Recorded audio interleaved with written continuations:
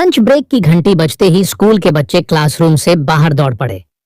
लेकिन 11वीं क्लास का टॉपर दिनेश हमेशा की तरह अपनी किताबों में खोया हुआ था। तभी क्लास में नई स्टूडेंट नेहा आई। वह स्कूल की नई एडमिशन थी और मैथ्स में थोड़ी कमजोर थी। टीचर ने नेहा को दिनेश के पास बैठने के लिए कहा, दिनेश, तुम क्लास के सबसे अच्छे स्टूडेंट हो।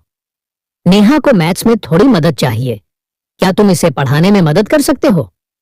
दिनेश ने हल्की मुस्कान के साथ सिर हिलाया। हाँ मैम, जरूर। नेहा उसके पास बैठ गई, लेकिन उसे यह सब पसंद नहीं आया।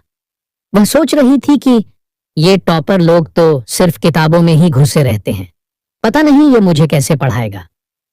अगले दिन से नेहा और दिनेश लंच ब्रेक में क्लास में ही बैठकर मैथ्स की प्रैक्टिस करने लगे। दिनेश बहुत ही धैर्य से उसे समझाता और धीरे धीरे नेहा को समझ में आने लगा। एक दिन नेहा ने हंसते हुए कहा, यार, तुम सिर्फ पढ़ाई की ही बातें करते हो, जरा मस्ती भी कर लिया करो।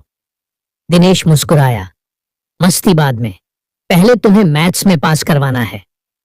दोनों की बातचीत अब सिर्फ पढ़ाई तक सीमित नहीं रही।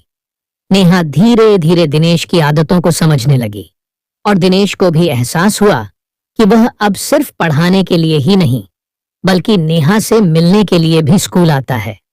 नेहा अब पहले से ज्यादा मेहनत करने लगी थी।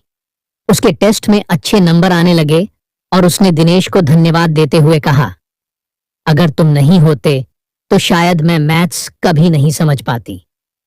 दिनेश ने हंसकर कहा, पढ़ाई के बहाने तुम्हारी दोस्ती भी तो मिली। उस दिन के बाद से दोनों की दोस्ती और गहरी हो गई। अब नेहा खुद से भी पढ़ाई करने लगी थी, लेकिन फिर भी वह दिनेश से पढ़ाई के बहाने मिलने के मौके ढूंढती रहती। एक दिन स्कूल की छुट्टी के बाद तेज बारिश हो रही थी। दिनेश छत पर खड़ा बारिश देख रहा था, तभी नेहा वहां आ गई। वह हल्की भीगी हुई थी और उसके चेहरे पर बारिश की बूंदें चमक रही थीं।